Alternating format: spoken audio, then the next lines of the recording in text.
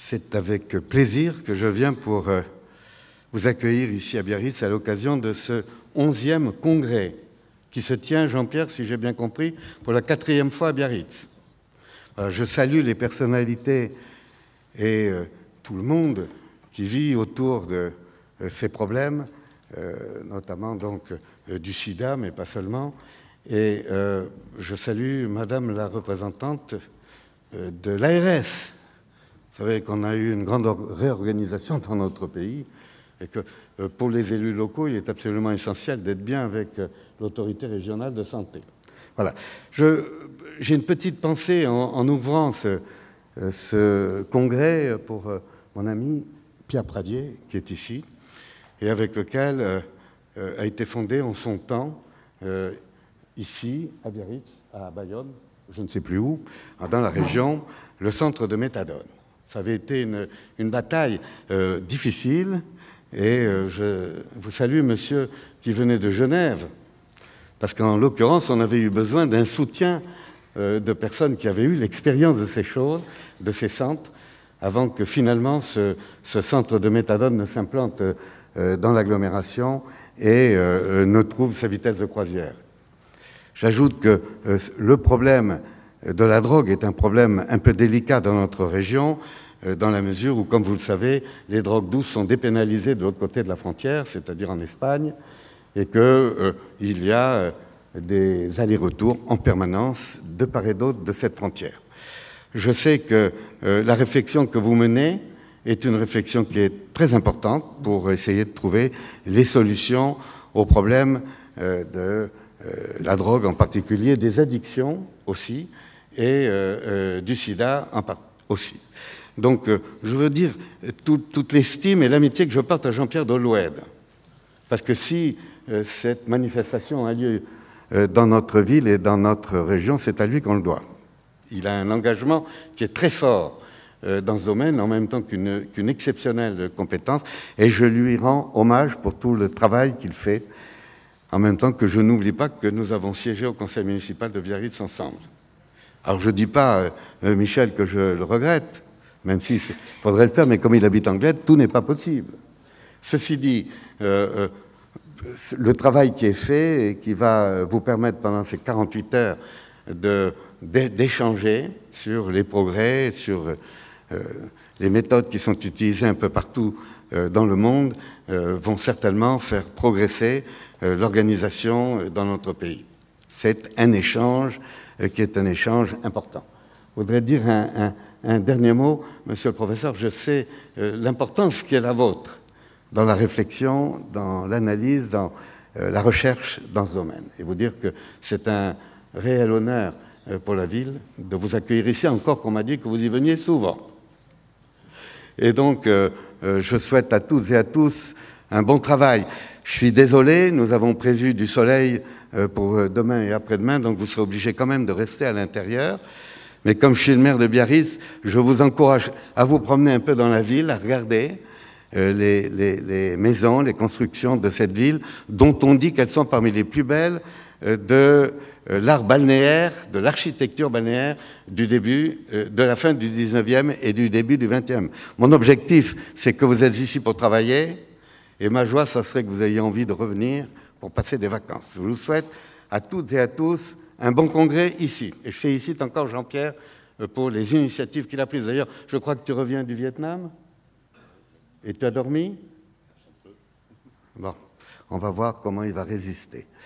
Bon courage à tous.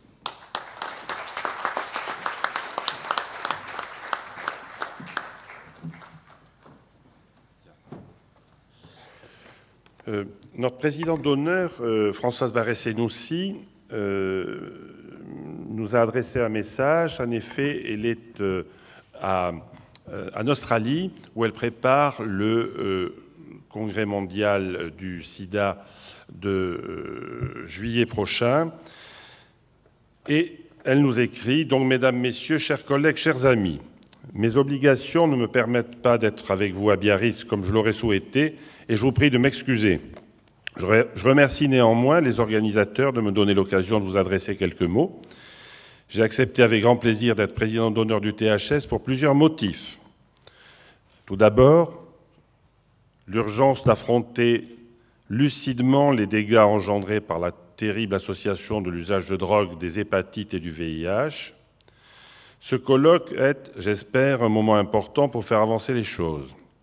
Deuxièmement, pour que la réponse que nous pouvons apporter à ces problèmes parfois dramatiques soit efficace, il est, permettez-moi de le rappeler, essentiel que ces questions soient abordées dans une démarche scientifique fondée sur l'examen des faits et des preuves, sur ce que la communauté scientifique appelle l'evidence-based.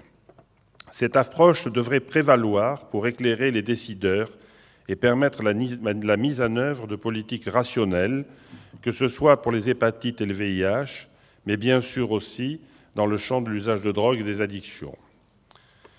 Mais les scientifiques seuls pourraient bien peu de choses pour lutter contre ces fléaux, sans une étroite association avec les acteurs de terrain et aussi bien sûr les usagers et les patients eux-mêmes.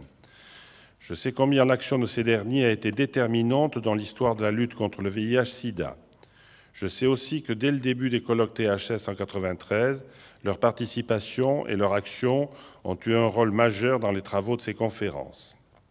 Enfin, je me réjouis aussi de constater que sont réunis à Biarritz des participants d'Afrique, d'Amérique, d'Asie et d'Europe, et je sais que plusieurs de mes amis issus de ces continents prennent part à vos travaux. Je souhaite de tout cœur que les travaux du colloque puissent participer aux efforts que nous menons pour rompre le cycle infernal de la stigmatisation et de l'ostracisme dont sont trop souvent victimes les personnes affectées par ces pathologies. La tâche est ardue, mais je sais que vous ne manquez pas d'ardeur. Bon travail à tous, dans la rigueur bien sûr, mais aussi la convivialité de Biarritz et du Pays Basque. Françoise Barré-Sinoussi.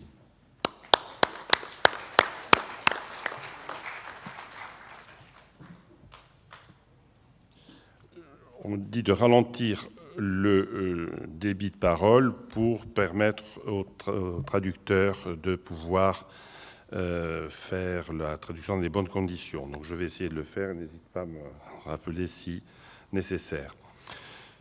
Donc nous voilà réunis pour ce 11e THS, le 4e à Biarritz. 3 jours et demi de séances plénières, d'ateliers, de symposiums, donc permettront à 600 participants de débattre et de proposer des solutions dans des domaines où l'actualité nous montre que la polémique, parfois faisant irruption dans le débat sociétal et politique, ce débat manque parfois, et même souvent, cruellement, de base rationnelle et notre devoir et notre travail est de participer à, comme c'était la volonté du fondateur de THS, Jean-Marie Guffin, qui nous accompagne, comme c'était celle aussi du fondateur du Centre Bissia et de Médecins du Monde et de beaucoup d'autres choses, notre ami Pierre Pradier. Les deux veillent sur nous. L'un et l'autre étaient attachés à ce que science et humanisme riment ensemble. Et il reprenait Rabelais en disant que science sans conscience n'est que ruine de l'âme, mais que le propos peut être inversé et que conscience sans science est tout aussi catastrophique. Donc, je sais l'importance qu'il y a d'être bref et concis, ce qui n'est pas ma qualité première. Donc, je vais rappeler l'essentiel de ce que va être ce colloque. Je voudrais, avant toute chose, aussi saluer la mémoire de quelques amis qui nous ont quittés. Cyril. Je veux donc d'abord saluer la mémoire du professeur Maurice Tubiana, qui est donc notre président d'honneur depuis la fondation de la Société européenne toxicomanie hépatite sida, qui du fait de ses amitiés qui étaient nées à Saint-Tropez avec une équipe de médecins humanistes, dont Jean-Marie Guffins, avait accepté donc de présider notre société en maintenant ce qui a été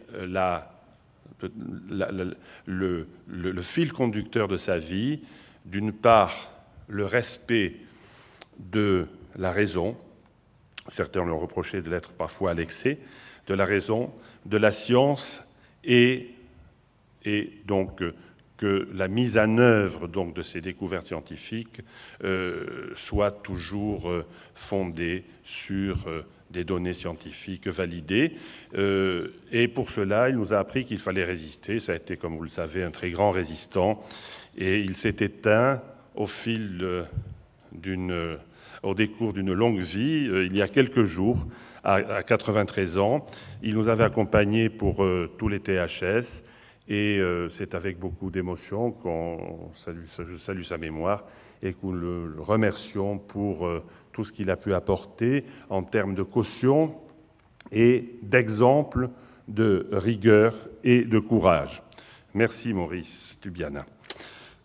Je voudrais aussi saluer la mémoire de Pascal Courty, qui est un addictologue de Clermont-Ferrand, qui a été un des pionniers des addictions au moment où l'installation des traitements de substitution était aussi quelque chose de très compliqué. J'y reviendrai tout à l'heure pour rebondir sur ce que disait M. le maire de Biarritz. Et donc Pascal Courty était un homme, un humaniste, engagé, compétent,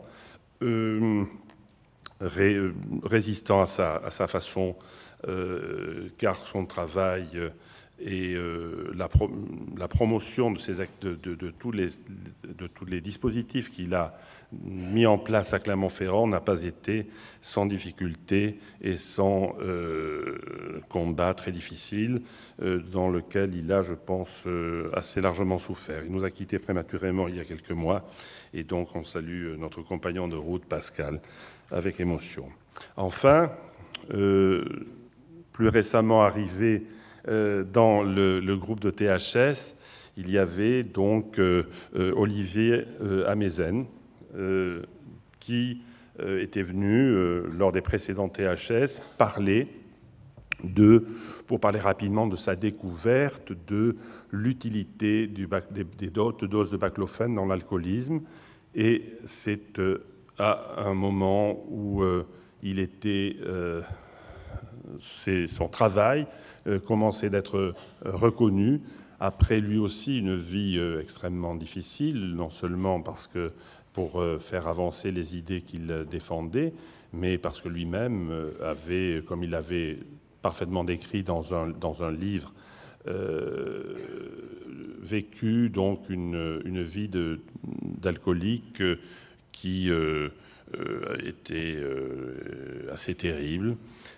Lui-même était un jeune Français qui était parti, médecin français, qui était donc professeur de cardiologie à New York et qui, en cherchant à traiter son alcoolisme, a donc mis en évidence des propriétés très intéressantes du baclofène et aussi, et peut-être surtout ouvert, une nouvelle vision du problème de l'approche de l'alcoolisme avec la mise à bas du dogme de l'abstinence et la mise en évidence de l'intérêt de la recherche de la réduction de la consommation. Merci à Olivier, il nous a quittés trop tôt, mais la vie est ainsi. Il convient donc enfin, pour les organisateurs du colloque, de procéder aux remerciements traditionnels. Je voudrais rappeler que si nous avons pu, en 2007, reprendre l'organisation des colloques THS, qui sont uniques, puisque c'est le seul espace où une approche multi- et transdisciplinaire entre les addictions, le VIH et les hépatites est réalisé, en France comme en Europe, c'est bien parce que, alors que Jean-Marie Guffin, ce fondateur, était venu nous rencontrer à Biarritz pour nous demander, alors qu'il était déjà très malade, de prendre le relais. Nous avions donc... Jean-Jacques Desglans était là, c'était en mars 2007, je pense. Hein, Arcade, c'est bien ça, en mars 2007. Donc, nous avions été voir, naturellement, toquer à la porte du maire de Biarritz, Didier Borotra. Et donc, sa porte s'est ouverte comme d'habitude. Et on lui a exposé tout l'intérêt qu'il y avait à pouvoir poursuivre cette activité donc, de réunion biannuelle. Et il a accepté, ce qui a permis de sauver le THS et de permettre son maintien, d'aider à la réalisation des THS en mettant à disposition le Palais des Congrès de Biarritz, qui est, outre qu'il est extrêmement adapté, confortable, et un lieu propice à ce type de réunions et de travaux, sans cet appui et ce soutien de la ville de Biarritz et de son maire, eh bien, les choses se seraient arrêtées. Donc, nous remercions le comité d'organisation vraiment du fond du cœur, Didier Borotra, et son équipe municipale. Personnellement, je voudrais, avec peu d'émotion d'ailleurs, parce que j'espère qu'il sera parmi nous lors du prochain colloque à Biarritz, mais il ne sera plus maire de Biarritz parce qu'il a décidé de mettre un terme à sa carrière, bien qu'il étant très jeune, mais bon, c'est ainsi, telle est sa décision. Je veux lui dire combien, avec l'humour et le caractère badin qu'il peut adopter parfois, sa sensibilité et sa vision politique et son courage ont permis, il le rappelait tout à l'heure, il disait que c'était grâce à d'autres, c'est grâce à lui, c'est grâce à Didier Borotra qu'en 1994 a pu ouvrir le centre méthadone de Bayonne, et c'était alors le premier de France en associatif qui était ouvert par Médecins du Monde, donc Pierre Pradier, en France, en même temps qu'était ouvert le centre Parmentier de Médecins du Monde à Paris. Et les blocages politiques et sociétaux étaient très importants. Le débat sur les salles de consommation est d'une extrême légèreté à côté de la guerre de la méthadone que nous avons pu vivre. C'est ainsi qu'ont dû venir prêter main forte à l'époque Jean-Jacques Desglans, pionnier de la méthadone en Europe et qui a développé tout le système de soins et les centres de Genève, les centres de la Fondation Phoenix de Genève. C'est ainsi que Chuck O'Brien est venu aussi à l'époque donner des conférences, expliquer que méthadone plutôt que sida, comme ça, nous avons gardé la trace dans certains articles du journal Sud-Ouest. Il a même débattu dans les colonnes de la Semaine du Pays Basque à l'époque, ainsi que le professeur Newman de New York. Les deux ont débattu dans Sud-Ouest Dimanche, la Semaine du Pays Basque. Et finalement, nous avons pu installer ce centre, mais je répète, s'il n'y avait pas eu la décision d'ouvrir la réflexion et la possibilité d'un centre sur la côte basque prise par Didier Borotra, eh bien, ce centre n'aurait pas ouvert, en tout cas en 1994. Peut-être l'aurait-il été 5 ou 6 ans plus tard. De cela, Didier, nous te sommes aussi très reconnaissants.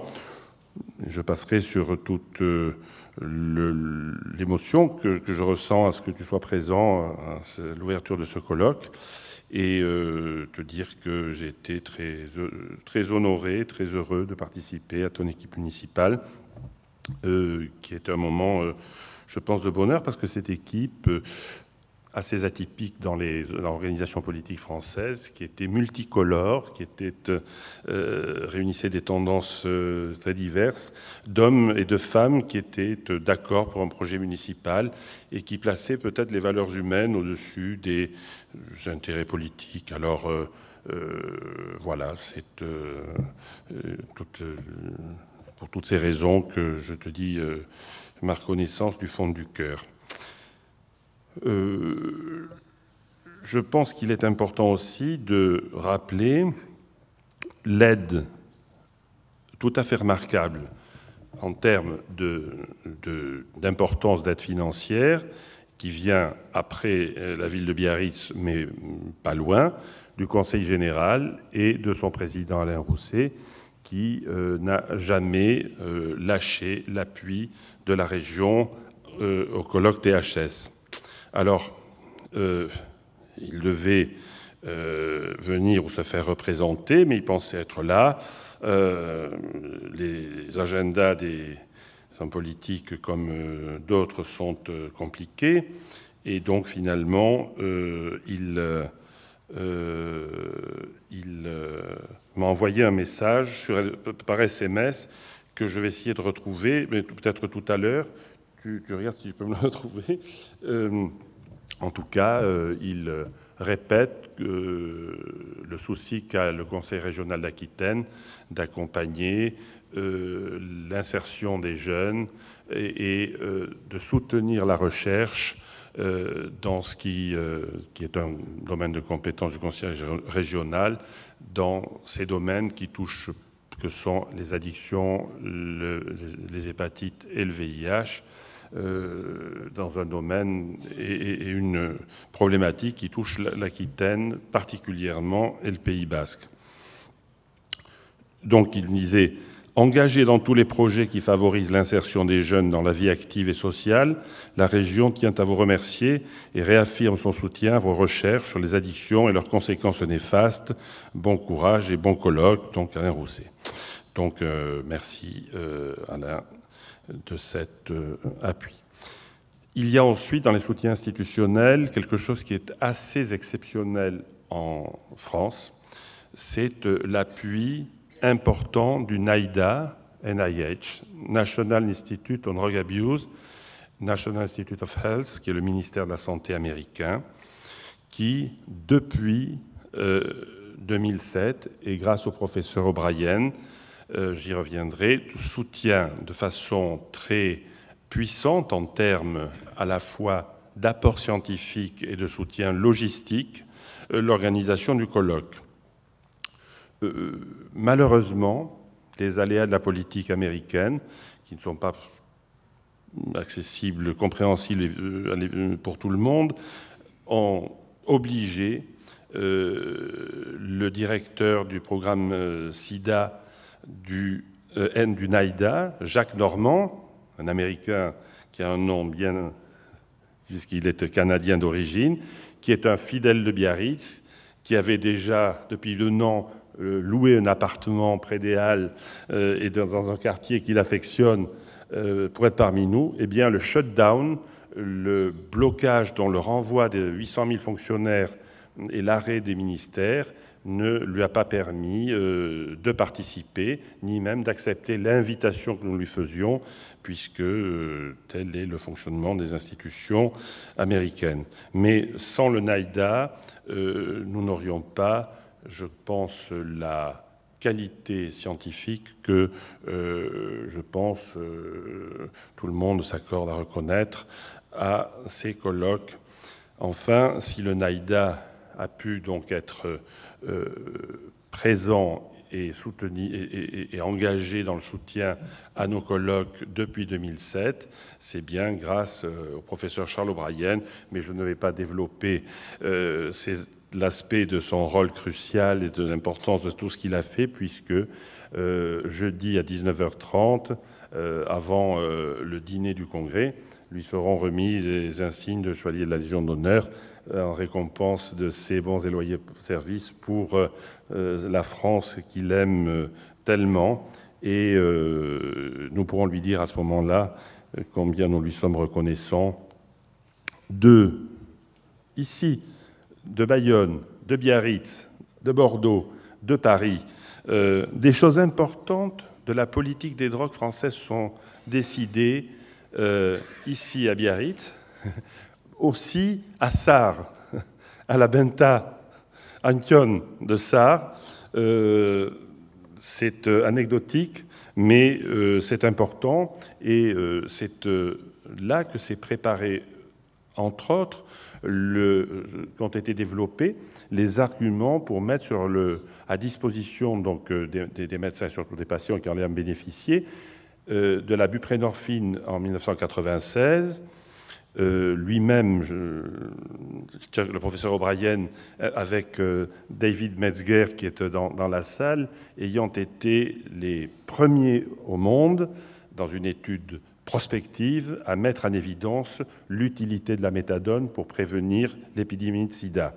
Donc, il n'est pas resté à Philadelphie ou à Washington ou dans toutes les académies où il siège. Il est venu aussi nous aider ici, et on lui dira jeudi toute notre gratitude. Donc, le Conseil général et les présidents successifs nous ont aussi beaucoup aidés dans l'organisation de ces colloques, plus modestement que les collectivités territoriales précédemment citées, mais régulièrement. Enfin, le JIPESTER, alors c'est un groupement d'intérêt public, c'est assez... ceux qui me connaissent savent que mon épouse, qui est ici, s'appelle Esther. Et donc, je vais au Vietnam avec Esther. Je dis, mais c'est pas... Alors, elle dit, elle vient avec toi. Non, ce n'est pas une autre femme. C'est un GIP, un groupement d'intérêt public, qui a été fondé par Bernard Kouchner à l'époque, et qui veut dire « Ensemble pour une solidarité thérapeutique hospitalière en réseau », Esther. Et donc, le GIP Esther, à travers donc, les actions qu'il porte pour permettre l'accès au traitement donc, du VIH principalement, mais maintenant aussi des hépatites. Et quand on veut s'occuper dans certains pays, comme le Vietnam, du VIH, il faut forcément s'occuper des addictions. Eh bien, le JIPESTER s'est engagé dans ce type d'action, mais aussi le JIPESTER et son directeur général, le docteur Gilles Raguin, qui devrait être présent ici aujourd'hui et qui est au fond de son lit au décours de la mission que nous avons fait ensemble au Vietnam il y a quelques jours, ne peut pas être là ce soir, mais le JIPESTER apporte à l'organisation du colloque un soutien institutionnel et financier important. Enfin, je veux rappeler aussi que grâce à l'action de Chuck O'Brien, nous avons pu réaliser une collaboration franco-américano-vietnamienne, et en particulier au Vietnam avec l'appui du Dr Zhang, qui est l'ancien directeur du Provincial AIDS Committee de Ho Chi Minh City et qui maintenant a d'autres responsabilités, mais qui reste un des chercheurs, le PI, comme on dit, de notre étude à Saigon. Et bien grâce à l'Université de Pennsylvanie, au département de Chuck O'Brien, du JIPESTER, du Centre BCA de Bayonne et donc de la PAC de Ho Chi Minh City, eh bien, des centres méthadone nouveaux ont pu être ouverts à Ho Chi Minh, c'est déjà fait, et dans le cadre d'une recherche pour mettre en évidence l'intérêt que pourrait avoir l'ouverture à d'autres molécules, un projet de recherche financé à hauteur, comme on fait en Amérique, 2,5 millions de dollars quand même, permettra donc de développer une nouvelle, d'ouvrir la panoplie des molécules accessibles aux patients vietnamiens à travers donc l'étude d'un programme Suboxone. Donc l'ANRS, l'Agence nationale de recherche sur le sida et les hépatites, et donc le professeur Jean-François Delfrécy qui nous rejoindra en fin de conférence et avec qui nous étions au Vietnam la semaine dernière, appuie aussi, mais plus modestement en termes financiers que le JPESTER ou que le NAIDA, mais la France n'a pas les mêmes moyens, ou en tout cas ne mobilise pas les mêmes moyens, mais nous sommes quand même très appuyés institutionnellement par la NRS. Enfin, par Médecins du Monde aussi, qui est notre maison à beaucoup d'entre nous. Et cette année, Médecins du Monde s'est engagé plus activement dans le colloque THS en organisant un symposium sur précarité et THS et par un appui financier aussi à l'organisation. Enfin, des soutiens importants, mais sans financement cette année, mais c'est notre faute, et c'est le ministère de la Santé, à travers la DGS et donc la Direction générale de la Santé, et son représentant ici, le docteur Albert Herzgovitz, qui est maintenant un supporter fidèle de THS, c'est la deuxième fois, mais donc il nous a donné, et donc la DGS et le ministère de la Santé nous ont donné leur appui institutionnel, et cette année, pour des questions de petit peu de cafouillage d'organisation, on n'a pas eu le soutien financier que nous avions pour les autres organisations. Mais en tout cas, merci Albert de ta présence et de ton appui. Et enfin, je voudrais terminer en remerciant Michel Laforcade, directeur général désormais de l'ARS Aquitaine, que l'on connaît bien parce qu'il a été successivement directeur de la DAS des Landes, il a été secrétaire général de la DRAS à Bordeaux, il a été directeur de la DAS en Dordogne, avant de partir comme ARS dans le Limousin et de revenir il y a peu de temps diriger l'ARS d'Aquitaine.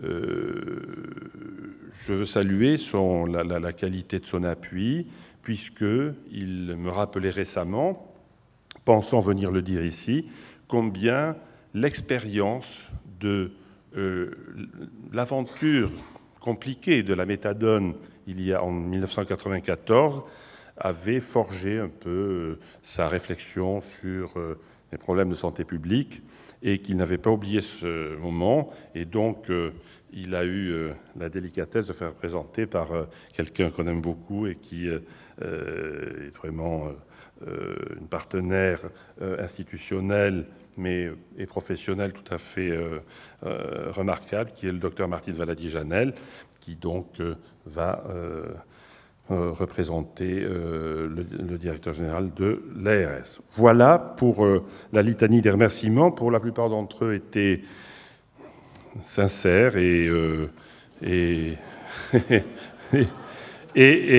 pour certains émus. Voilà. Donc, on va donner donc la parole maintenant pour quelques mots de bienvenue au président du colloque, le professeur O'Brien.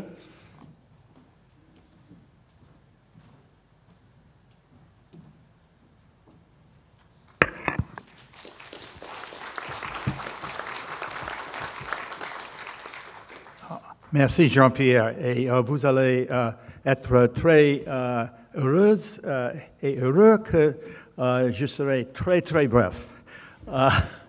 Je veux simplement ajouter mes sincères et chaleureux accueils à celui de Jean-Pierre et surtout de la part des Américains. Aussi, je dois faire mes excuses pour l'absence de Jacques Normand. Il est très, très fidèle supporter de THS, mais comme Jean-Pierre a dit, notre gouvernement est gelé actuellement et malgré cela, vous allez entendre plusieurs autres Américains, commençons dans quelques minutes par le professeur Herb Kleber de Columbia, New York, et professeur Robert Booth de l'Université de Colorado. Heureusement, les deux travaillent pour des universités au lieu du gouvernement. Donc, ils sont actifs maintenant. Par contre, notre collègue Jacques Normand est sur congé forcé. Mais merci pour tout ton commentaire, Jean-Pierre, et bienvenue encore pour le Congrès.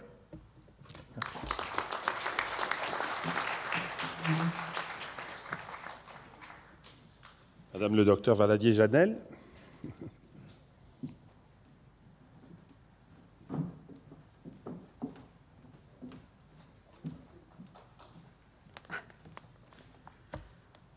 Bonjour donc, et merci beaucoup au comité organisateur de m'avoir associé à ces journées, que je suis aussi fidèlement depuis quelques années. Mais donc là, aujourd'hui, je voulais dire quelques mots pour Michel Lafourcade, directeur de l'Agence régionale de santé, qui aurait souhaité participer, bien sûr, à cette ouverture, mais donc une contrainte professionnelle a empêché. Donc, je vais essayer de vous dire simplement l'importance que revêt pour l'ARS ce moment de rencontre entre experts, chercheurs, cliniciens en addictologie. Alors, le congrès Toxicomanie, Hépatite, Sida, THS, a vu le jour en 1993. Il a donc 20 ans aujourd'hui, mais comme pour THS, chaque année dure 2 ans. Il est 2 fois plus jeune, en fait, donc c'est le THS numéro 11 qui va donc se dérouler dans les jours qui viennent. Ce colloque, donc, au départ, a été conçu pour inciter à la mise en place d'une politique de réduction des risques liés à la toxicomanie, afin de limiter les dommages causés par l'épidémie de sida dans la population toxicomane, 93, c'est les années sida, et d'autre part, pour répondre aux questionnements des professionnels de santé, tant en ce qui concerne leurs pratiques que pour se tenir informés sur les avancées des recherches scientifiques et l'évolution des traitements. Le premier colloque expérimental s'est révélé être une véritable réussite et il a poursuivi sa croissance. Depuis, il s'est donc tenu tous les 2 ans, d'abord dans le sud-est de la France, région d'origine de l'organisme, de celui qui est à l'origine de ce colloque, le docteur Jean-Marie Guffins. Puis c'est le docteur Jean-Pierre Deloued avec son équipe très dynamique, avec Arcade Sagueretse-Colina, j'espère que je n'ai pas trop mal prononcé, Cécilia Mestre, Cyril Olazola, enfin toute l'équipe dynamique de BICIA, et puis pour le comité scientifique, le professeur Marc Oyacombe ont repris le flambeau. Il convient juste de rappeler peut-être qu'à partir de 2001, la mission interministérielle de lutte contre la drogue et la toxicomanie a encouragé le dispositif existant à évoluer vers une approche plus globale des conduites addictives, en s'intéressant plus au comportement, usage, abus, dépendance, qu'au statut des produits. Les données des neurosciences, une connaissance de plus en plus approfondie des mécanismes neurobiologiques de l'addiction, reliés aux caractéristiques cliniques de l'addiction, le craving, la perturbation de la gestion des émotions, les phénomènes de polyconsommation ont amené à un rapprochement des praticiens issus de différentes origines et venus donc de l'alcoolologie, de la tabacologie, de la toxicomanie.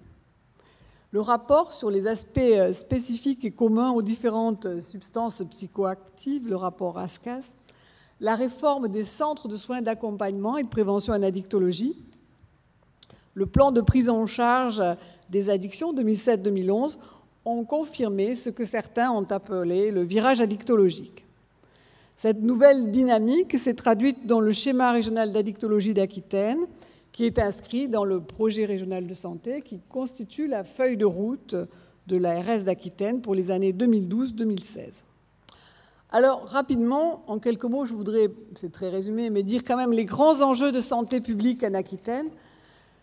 L'Aquitaine est donc, comme vous allez, pour certains d'entre vous, découvrir une région étendue de 41 300 km², avec 3,29 millions d'habitants. Mais c'est aussi une terre de viticulture et de fêtes. Dans certains départements, il y a plus de 365 jours de fêtes par an. Donc c'est une région de fêtes avec aussi un axe important de circulation des produits, un axe côtier de circulation des produits vers l'Espagne. Donc, dans le domaine des addictions, l'Aquitaine présente quelques caractéristiques. Elle se caractérise par le fait que le niveau d'expérimentation des jeunes de 17 ans y est supérieur à celui du reste de la France pour les 3 produits psychoactifs les plus expérimentés, que sont l'alcool, le tabac et le cannabis. L'expérimentation chez les adolescents de la communauté urbaine de Bordeaux, que l'on a comparée à d'autres grandes villes européennes, montre aussi que là, pour l'alcool, pour le tabac et pour le cannabis, ces expérimentations sont plus fréquentes. Donc, vous le voyez, de nombreux défis restent à relever, car il s'agit de réduire l'attractivité des substances psychoactives, de développer le niveau d'information et de compétences psychosociales des jeunes, de renforcer la prise en charge la plus précoce possible par un repérage des consommations, mais aussi un repérage des vulnérabilités. Développer l'implication des médecins de premier recours et favoriser les échanges entre acteurs en addictologie, échanges portant sur la qualité des pratiques. Travailler enfin sur un bon maillage territorial pour éviter les ruptures de prise en soin. Car malgré un certain succès de la politique de réduction des risques dont a parlé Jean-Pierre Dolouet tout à l'heure, l'usage des drogues par voie injectée ou sniffée demeure la première cause de contamination par le virus de l'hépatite C. Il reste donc nécessaire de développer un effort structuré de dépistage, de prise en soin des usagers contaminés afin de réduire l'incidence et la prévalence de l'hépatite C. Voilà. Mais enfin, grâce au dynamisme des acteurs en addictologie en Aquitaine et à leur bonne adhésion au schéma d'addictologie que j'ai eu la chance de pouvoir animer, s'est déployée une intéressante dynamique sur le territoire aquitain.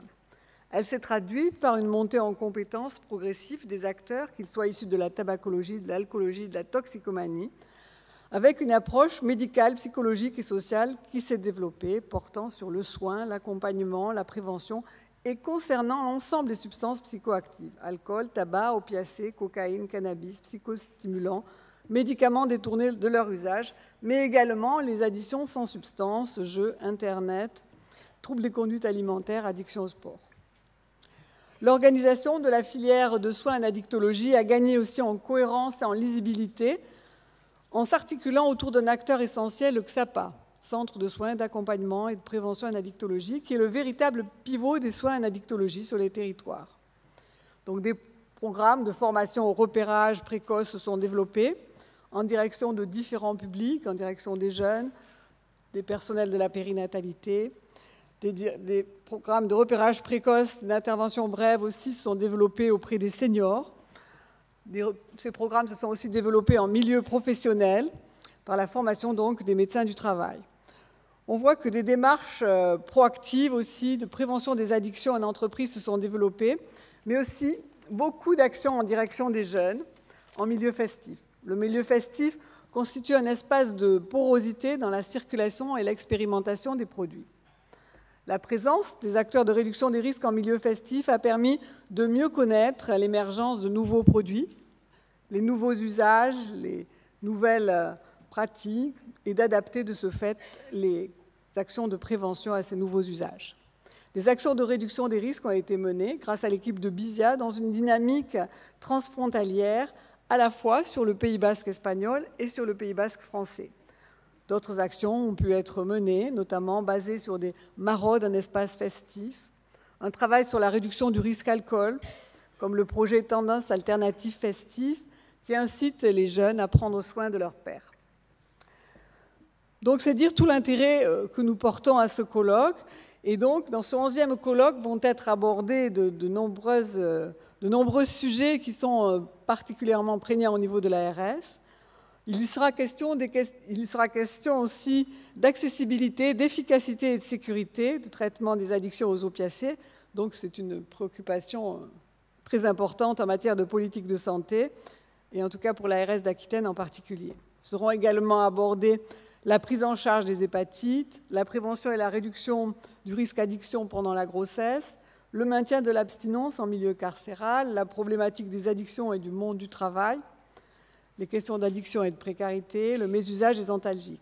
Donc on voit tout de suite que ces journées sont un espace privilégié d'échange entre chercheurs, cliniciens, sociologues, économistes, épidémiologistes, intervenant dans différents champs et dont les travaux visent à renforcer les connaissances et donc à favoriser la mise en place d'outils communs, de bonnes pratiques, pour aboutir à une prise en charge précoce et globale des risques repérés et en tenant compte, bien sûr, des publics auxquels ces actions sont destinées. Donc, pour conclure, je dirais que faire ce congrès au Pays Basque est une idée tout à fait merveilleuse, d'autant plus que le Pays Basque, avec ses jolies courbes entre océan et montagne, et plus spécialement la ville de Biarritz, qui possède quand même une capacité d'accueillir avec un cadre d'une qualité remarquable et les infrastructures nécessaires, donc permet de recevoir intervenants et participants dans de bonnes conditions. Donc c'est toujours pour ces deux raisons, à la fois professionnelles, bien sûr, mais aussi en raison du cadre, que j'ai donc un immense plaisir de participer à ce colloque. Donc, je voudrais souhaiter une bonne chance au 11e colloque THS et peut-être son inscription future dans le cadre du développement professionnel continu qui, vous le savez maintenant, est devenu obligatoire pour les professionnels de santé. Donc, c'est une bonne formule pour eux aussi, je crois, de s'inscrire dans ces journées, si toutefois c'est un souhait, un souci des organisateurs d'évoluer vers une reconnaissance de ces journées dans le cadre du développement professionnel continu. Voilà, merci à vous.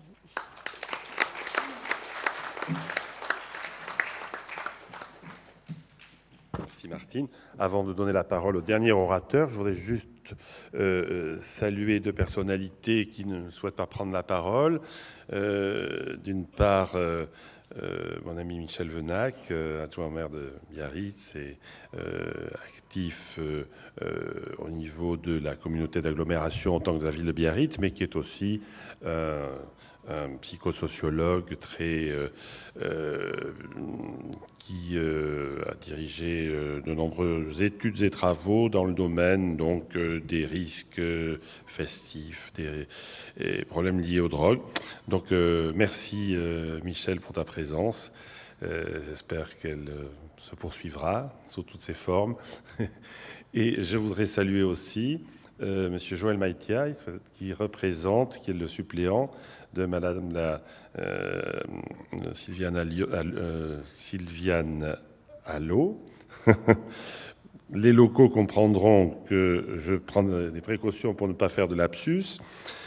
Donc de Sylviane Allo, qui souhaitait participer, mais que ses activités parlementaires retiennent ailleurs. Et donc, merci Joël de votre présence avec nous. Voilà, et donc on va donner la parole aux représentants donc, de la Direction générale de la santé, du ministère de la Santé, donc à l'État, pour conclure cette cérémonie d'inauguration, donc au docteur Albert Esgovitz. D'une part, je voudrais, au nom de la Direction générale de la santé et de la ministre, en quelque sorte, qui a donné son haut patronage à ce colloque, même si elle n'a pas donné d'argent, enfin de fonds publics, puisqu'il y a eu des problèmes d'organisation qui ne sont pas de notre fait pour une fois, saluer le congrès lui-même, ses organisateurs, monsieur le maire de Biarritz et monsieur le député, et saluer l'importante délégation du NIDA, National Institute on Drug Abuse des États-Unis, qui soutient l'organisation du congrès. Pour nous, c'est quelque chose de très important, puisque nous cherchons évidemment à développer des relations. D'ailleurs, avec le professeur O'Brien, nous travaillons dans un cadre qui est celui du conseil scientifique d'un travail avec la Fédération Addiction sur le cannabis, et nous avons parfois des séances par Skype où on ne se comprend absolument pas d'ailleurs. C'est strictement incompréhensible de part et d'autre, mais c'est pas grave, on a le plaisir de se voir sur Skype et d'avoir l'impression d'échanger à propos du cannabis. Donc c'est très bien. L'ambition du programme du congrès, regarde, je pense, hop, non, c'était avant. L'ambition ça a déjà été dit, Mais l'ambition du programme du Congrès est importante pour nous puisqu'elle couvre les différents champs de l'addictologie dans ses différents aspects, prise en charge, prévention, enfin plutôt prise en charge et réduction des risques, qui, comme vous le savez, est une question tout à fait déterminante. Ma collègue Martine Valadier l'a rappelé à propos de l'hépatite C et bien d'autres l'ont rappelé, et c'est une question tout à fait importante. Le point suivant, je voudrais en venir. On voudrait saluer la vague d'innovation qui touche actuellement le domaine des addictions, avec des nouvelles molécules qui semblent tout à fait prometteuses, mais à propos duquel nous dirons qu'elles nécessitent chacune d'entre elles une évaluation rigoureuse et surtout, vous verrez que c'est marqué en gras, indépendante. Nous y insistons, je crois que c'est notre fonction en tant que pouvoir public d'insister sur le fait que chacune des molécules ou chacun des traitements qui est présenté soit évalué de manière tout à fait indépendante. Dans le domaine des traitements de substitution aux opiacés, qui est quand même une question importante dans ce congrès, et sans aucunement remettre en cause l'intérêt d'autres traitements de substitution, bien évidemment, un des principaux objectifs que se fixe la DGS dans ce domaine est l'élaboration d'un dispositif de primo-prescription en ville de la méthadone. Vous savez qu'il y a eu l'étude Métaville qui avait été commandée par le ministre de la Santé, M. Xavier Bertrand, déjà à propos du mésusage et des risques que ça entraînait du point de vue de maintien de pratiques d'injection.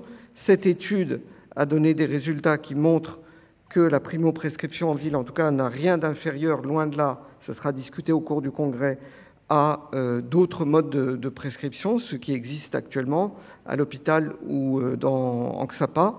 Et donc, nous nous attelons maintenant, nous avons commencé, notamment dans le cadre du groupe de travail sur les TSO, à concrétiser les possibilités légales de formation, de modification de l'autorisation de mise sur le marché, toutes questions qui sont relativement complexes, de sécurité aussi. Donc, en tout cas, nous nous attelons à cette question de la possibilité de primo-prescrire de la méthadone en ville. Mais en même temps, puisqu'on a parlé j'ai parlé des molécules, je voudrais rappeler, est-il besoin de le faire ici, mais quand même ça fait du bien, que les soins ou la prise en charge des personnes souffrant d'addiction ne doit pas, tout le monde en est convaincu bien entendu, mais il faut le répéter, notamment pour peut-être les plus jeunes générations, ne se résume pas à des molécules, à la prescription de molécules aussi importantes, aussi efficaces peuvent-elles être ou apparaître, ou en tout cas le rôle tout à fait positif qu'elles peuvent jouer.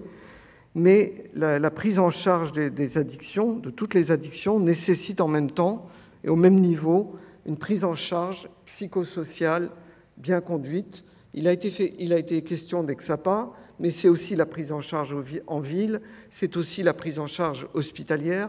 Toutes ces prises en charge ne s'opposent pas, en tout cas dans notre esprit, les unes aux autres, mais doivent travailler dans des filières addictologiques locales qui permettent, dans le parcours de vie et de soins du patient qui présente des addictions et qui est un parcours de vie et de soins souvent heurté, souvent complexe, avec des progrès puis des rechutes, doivent permettre donc qu'il y ait cet accompagnement médical, social, médico-social tout au long de la vie.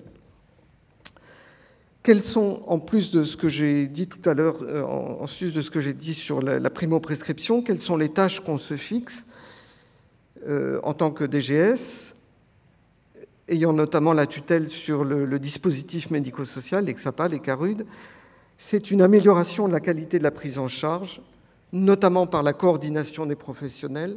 Je viens d'en dire quelques mots, donc je ne vais pas insister ni faire la morale, mais il est évident que pour nous, avec les ARS, bien évidemment, qui en sont chargés sur les territoires et qui ont maintenant des pouvoirs beaucoup plus importants que ne l'avaient à l'époque les services déconcentrés, enfin des pouvoirs autonomes, je veux dire, beaucoup plus important que l'avaient les services déconcentrés du ministère de la Santé, mais avec nos collègues des ARS, avec qui nous sommes en correspondance permanente, nous voulons organiser cette coordination des professionnels et des prises en charge. Ça inclut aussi les professionnels du secteur social, du secteur de l'insertion et d'autres domaines connexes.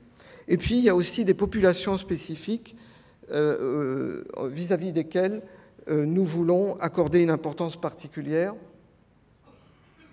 Les populations particulières, ce sont les jeunes.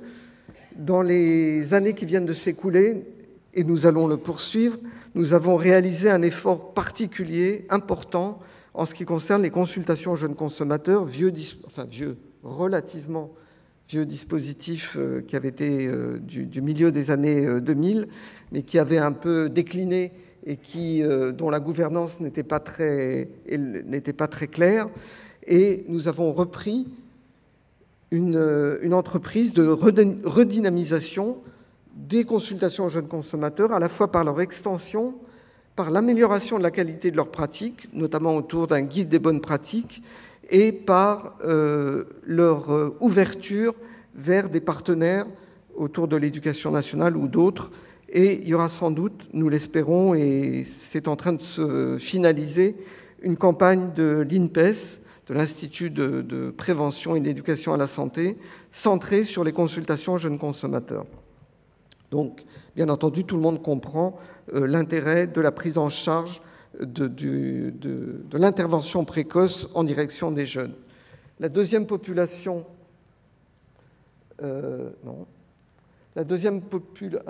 c'était dans la même diapo, excusez-moi. La deuxième population, c'est la population des femmes, dont vous savez qu'elles ont des consommations parfois importantes, mais leur entrée en soins, leur prise en charge dans les structures de soins et parfois n'est pas à la hauteur de ce qu'elle devrait être pour des tas de raisons que je n'ai pas le temps de discuter ici.